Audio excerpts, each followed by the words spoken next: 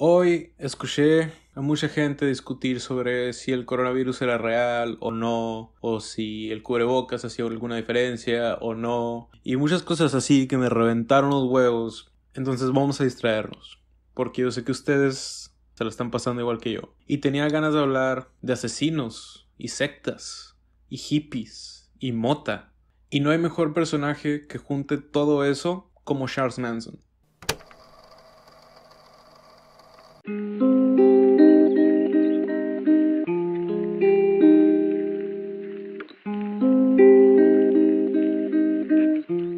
Mucha gente sabe quién es Charles Manson o ha escuchado de él, pero mucha gente no sabe muy bien qué hizo o por qué es tan pinches conocido. Y de eso se va a tratar nuestro mini capítulo del día de hoy.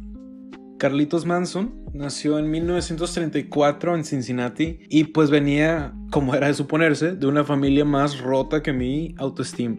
O sea, feo. Su mamá lo tuvo a los 16 y su padre lo abandonó.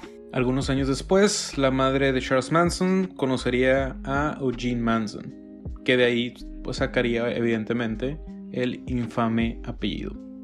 Charles Manson desde muy chiquito ya era una fichita, conocido más bien por crímenes menores como robo, etc. A los 13 años llegó a parar a un colegio para delincuentes juveniles y después lo trasladaron a una correccional donde supuestamente él declara que sufrió de una violación. Cabe mencionar, como dato curioso, supongo que dentro de esta correccional le hicieron estudios psicológicos a este cabrón donde demostró tener un IQ un poquito más arriba del promedio. Y era muy curioso porque pues este güey no sabía ni leer ni escribir. Pero bueno, después de los 20 años fue cuando fue totalmente libre, pues salió del reformatorio donde estaba internado. Se casó, lo volvieron a arrestar y mientras estaba preso, su esposa tuvo un hijo. Y yo me pregunto, ¿qué habrá sido del pobre cabrón? Pero esto no es el punto de la historia. Este güey a sus 30 y cacho de años ya había pasado la mitad de su vida rolando de cárcel en cárcel. Incluso en 1967 robó a propósito ya que había salido para que lo volvieran a meter. Dijo, chingue su madre, aquí me han de comer. Durante todos estos años, pues este güey fue formando sus propios ideales, que son muchos para mencionarlos, pero la mayoría están de la verga, ¿no? Cabe mencionar, vamos a aclarar lo que es obvio, el güey se volvió un maestro de la manipulación. Un maestro de la manipulación en 1967 en medio de todo el movimiento hippie. Justamente en San Francisco, el epicentro del movimiento hippie. Eran simplemente multitudes que seguían a cualquier cosa que sonara espiritual. Y es aquí cuando este men empieza a tener todo a su favor y crea su secta llamada La Familia. Probablemente te suene familiar, qué irónico, pero fue una de las sectas más famosas que alguna vez existió. Después de algunos meses, esta secta llegó a tener más de 100 integrantes, o eso se dice. Y fue aquí donde Manson se empezó a consolidar como un gurú espiritual, un mesías o algo así. Y este pedo se empezó a volver algo bien, pero refumado. Pero bueno, pasaron los años y estos güeyes estaban hundidos en pedos por robos, porque pues de qué pinches más iban a vivir. Como paréntesis, estos güeyes tenían un pedo con un grupo nacionalista que se llamaba las Panteras Negras, mayormente o enteramente conformado por gente afroamericana, porque estos güeyes eran hasta la verga de racistas aparte. ¿Y por qué es esto relevante? Ahorita van a ver.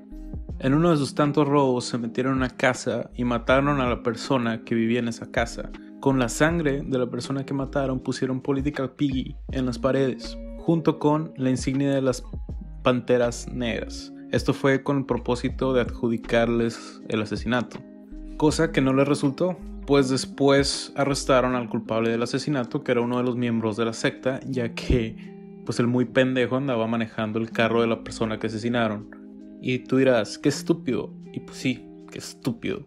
Pero bueno, este arresto y muchísimas cosas más que estaban pasando en el momento se fueron acumulando en la cabeza de Charles Manson. En 1969 fue cuando este güey ya se le botó la canica por completo y mandó a la secta a una mansión en Beverly Hills. Y lo jodido fue que Charles ordenó que mataran a todas las personas que estuvieran en esa mansión de la forma más culera posible. Y fue justamente lo que hicieron. Mataron a todos los que estaban en esa casa a punta de balazos, puñaladas y demás cosas bien jodidas. Creo que lo más culero fue que entre las víctimas se encontraba una mujer embarazada de 8 pinches meses. A esa mujer le tocaron 16 pinches puñaladas. No mames, hazme el favor. Como plus, las personas que se encontraban en esa mansión, siendo una mansión en Beverly Hills, eran personas reconocidas dentro de lo que cabe, lo cual hizo que fuera uno de los crímenes más sangrientos y culeros en la historia del cine. Al día siguiente de este crimen, 6 miembros de la familia, incluyendo Manson, se metieron a una casa donde se encontraba un matrimonio. De más está decir que les dieron bien descaradamente en su madre. El señor recibió 12 puñaladas y la mujer 41 pinches puñaladas. Y todas estas masacres tuvieron el supuesto propósito de implicarle estos asesinatos a las Panteras Negras. Algún tiempo después, muchachas relacionadas con Manson relacionaban a otra miembro de la familia con alguno de los asesinatos cometidos. A lo que esta señorita confesó el asesinato cometido y también que había probado su sangre. Finura. Pero bueno, el punto es que esta muchacha después obviamente la meten en la cárcel y se le empieza a soltar el hocico. Según dicen, esta muchacha contó a sus amigas presas lo que había sucedido con la secta y los asesinatos con todo y lujo de detalle. Comadreando ahí en la cárcel, cotorreando y que maté uno y yo maté una familia completa y una muchacha embarazada y así. Pero lo chistoso es que si esto no hubiera ocurrido, si esta muchacha no hubiera hablado de más, este pedo nunca se hubiera resuelto probablemente. Pero bueno, entre confesiones y pruebas, al fin se logra arrestar a Manson y a más miembros de la secta. El pedo se volvió hipermediático, obviamente, y algo de lo más curioso fue que Charles Manson pidió ser su propio abogado. Así no me quedó. Y bueno, en su primer juzgado salió con una cruz en la frente, que se volvió muy emblemática, y al momento que él se la hizo, sus seguidores también se la hicieron, incluso las que estaban en la cárcel. Bueno, la testigo principal fue una miembro de la familia que se había salido y se le otorgó inmunidad para que pusiera dedo, y pues fue justamente lo que hizo, porque al parecer ella fue la única que mostraba un poquito de arrepentimiento. Lo jodido era que a pesar de que era obvio de que Charles estaba detrás de todos los homicidios y las cosas tan pinches atroces, no había nada que lo conectara directamente con los crímenes. Pero a pesar de eso, todos los acusados fueron condenados a muerte. Pero antes de que llegara el día de su condena, se abolió la pena de muerte en California. Entonces se le cambió y pues siempre no, que siempre cadena perpetua mejor. Y así fue como Charles Manson pasó el resto de su vida en la cárcel. Dio un chingo de entrevistas que pueden encontrar en YouTube. Fue diagnosticado con esquizofrenia y murió en diciembre del 2017 por un paro cardíaco. A los 83 años. Sí, ese pinche animal vivió 83 años. Qué cabrón.